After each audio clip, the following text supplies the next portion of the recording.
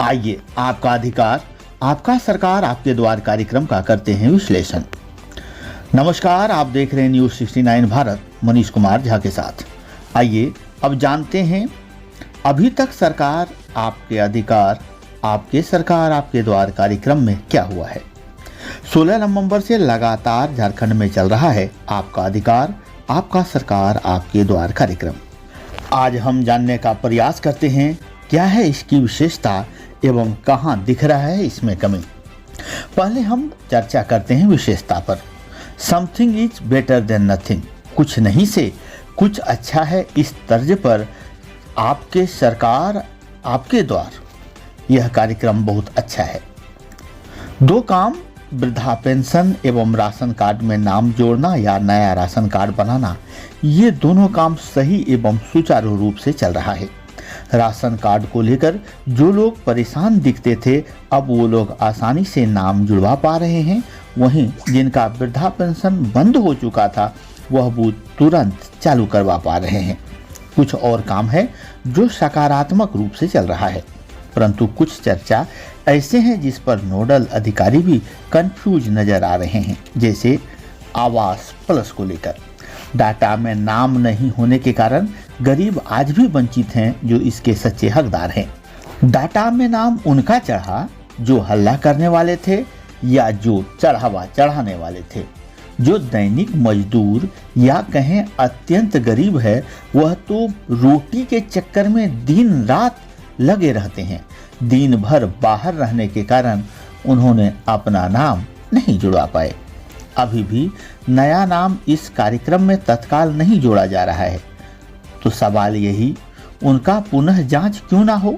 जो अत्यंत गरीब है सरकार आपके द्वार कार्यक्रम में आ रहे हैं, क्या उन्हें इसका लाभ मिलेगा।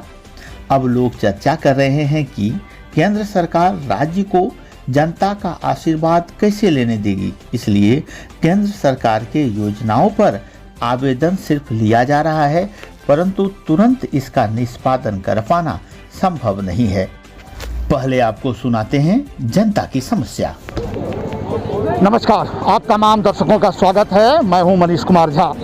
ये है पूर्वी टुंडी। सरकार आपके द्वार कार्यक्रम में उपायुक्त संदीप कुमार स्वयं मौजूद थे। समस्याओं का भंडार सिर्फ यहाँ ही नहीं जगह जगह पर देखा जा रहा है, खासकर प्रधानमंत्री आवास योजना को लेकर। सामान्यतः इसमें कहा जाता है कि उसी को मिलेगा जिसका डाटा में नाम है। आखिर डाटा में नाम चढ़ाया कौन, ये सवाल रहा है। और यदि इन लोगों का नाम नहीं चढ़ा तो इसमें इन लोगों का क्या दोष है। समस्या अनेक है, क्या इनकी मुख्य समस्या है, मुख्य मांग है, इनसे ही हम बात करते हैं और समझने का प्रयास करते हैं। पहले अपना परिचय दीजिए, नाम क्या है। हमारा नाम है समीम अंसारी, चलधवा चुरिया पंचायत का रहने वाला है जी। हमारा को 2 बार आवेदन दिए, हमारा मतलब कुछ भी नहीं सुनवाई हो रहा है। क्या डाटा में आपका नाम है? डाटा में नाम है, सब कुछ है, हम सब आवेदन दिए हैं और उसके बाद भी मतलब हमारा कोई सुनवाई नहीं हो रहा है। जो जैसे पैसा बोला जाए पैसा इतना लगेगा तो देंगे ना तो नहीं देंगे हम। कितना पैसा मांगा जा रहा है? वो जैसे 10,000 करके एक कॉलोनी में लिए मांग रहा है। वो ये मांगने वाला कौन? मांगने वाला है वो अधिकारी, सब मुखिया पंचायत का है, हमारा चुरिया पंचायत का। क्या मुखिया ने मांगा पैसा? मुखिया में वो लोग का कहना है, उनका और आदमी है ना, वो लोग से कहना है, मतलब जो नाम चढ़ाता है वही लोग काट भी रहा है। जो बस पैसा दीजिएगा तो रहेगा ना, तो आप जाइए जो शिकायत करना कर दीजिए। इस विषय पर कोई प्रखंड विकास पदाधिकारी से बात किया आपने? हम बात किए, आवेदन हम वीडियो साहब को दिए हैं, हाथ में अगला जो था उसमें हम दिए हैं आवेदन, उसमें भी कोई सुनवाई हमारा नहीं हुआ। देखते हैं। अब देखिए, अभी तक तो लोग ये कह रहे थे, लेकिन ये प्रमाण है कि जितने भी प्रतिनिधि हैं अभी तो उन्हें प्रधान कहा जाता है, वो स्वयं किसी से बात नहीं करते बल्कि अपने साथ एक और प्रतिनिधि रखते हैं जिनका काम है इनको समझा देना कि यदि आप पैसा देते हैं तो काम होगा, अन्यथा आपका काम नहीं होगा। यानी प्रत्यक्ष रूप से तो नहीं कहा जाता है, लेकिन जब अप्रत्यक्ष तौर पर काम नहीं होता है तो ये क्या समझे। हकीकत कहीं ना कहीं दलाली चल रहा है। प्रखंड विकास पदाधिकारी से इन्होंने बात किया है, हम उनसे भी जानने का प्रयास करेंगे, लेकिन यदि इनका आरोप सही है तो मामला गंभीर है। जी, आप अपनी समस्या बताएं। कॉलोनी जो मिलने का जिसको उसको मिल नहीं रहा, और जिसको नहीं मिलने का उसको मिल रहा।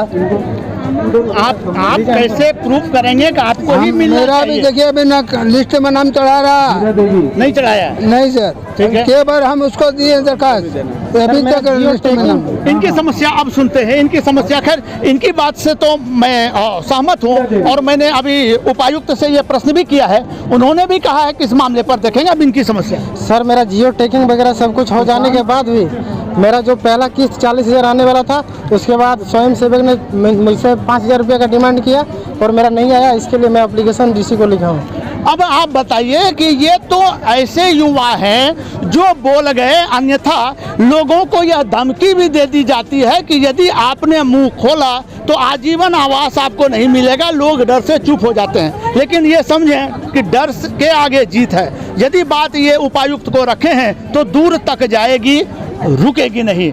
इसलिए आपके पास भी समस्या है तो बेहिचक आप हमारे साथ रखें, समस्याओं का समाधान होगा और संबंधित अधिकारी मंत्री तक पहुंचाने का दावा हम करते हैं। आप बताइए समस्या। मैं विष्णु सिंह ग्राम हाथसरा से हुक्मा पंचायत से हूँ। मैंने केसीसी के लिए 1.5 साल पहले आवेदन दिया था। आइए। अभी तक जो है कोई कार्रवाई नहीं हुआ। मैं ब्लॉक जाते जाते 22 से 23 बार हो गया है। वहाँ के कृषि पदाधिकारी बोलते हैं कि काम हो जाएगा। ये फॉर्म जो है हम लोग बैंक भेज दिए हैं। आपको पता होना चाहिए जिला से ही केसीसी का बंद है, ये जानकारी है क्या? जी जानकारी नहीं है, लेकिन अभी तक हमको दौड़ाते रहे। नाम बताइए आप। मेरा नाम विष्णु सिंह है। अब यह समस्या देखिए कि किसान के लिए एक से बढ़कर एक योजना लाई जा रही है। कह रहे हैं कि हम किसानों को समृद्ध बनाएंगे, मजबूत बनाएंगे, क्योंकि वो देश के रीढ़ हैं। लेकिन जब जिला से ही ये प्रक्रिया बंद कर दिया गया है तो आखिर इसमें कोई भी पदाधिकारी क्या करें? मैं इस विषय पर चर्चा भी कर चुका हूं। अब यह देखना है कि इस विषय पर उपायुक्त धनबाद क्या संज्ञान लेते हैं और कब तक इन लोगों की समस्याओं का समाधान होता है। जी ऐसा है, लेकिन कंप्लेन इसमें बहुत सारा 45 नंबर है इंदिरा विकास, अभी तक नहीं मिला है। जब बोलते हैं कि प्रधानमंत्री आवास, हाँ क्या कर रहे हैं लोग? बोलते हैं कि नहीं अभी नहीं होगा। सूची में नाम है 45 नंबर में, हम बोलते हैं कि 45 नंबर से आगे बढ़ गया, 70-80 नंबर तक तो चल गया और अभी तक नहीं दे रहे हैं। जब बोलते हैं मुखिया को कि दीजिए तब बोलते हैं कि हाँ देंगे देंगे। अपना नाम बताइए आप। दमंती देवी, कहाँ पंचायत टुर्रिया। आप अपने मुखिया का नाम बताइए जो नहीं दे रहे हैं।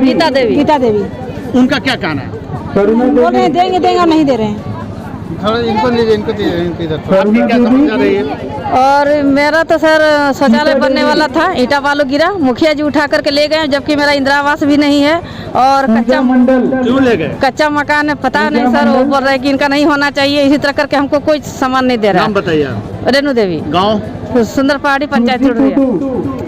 बात जब निकलेगी तो दूर तक जाएगी। जब समस्याओं का अंबार होगा तो कब तक दबा के रखा जाएगा?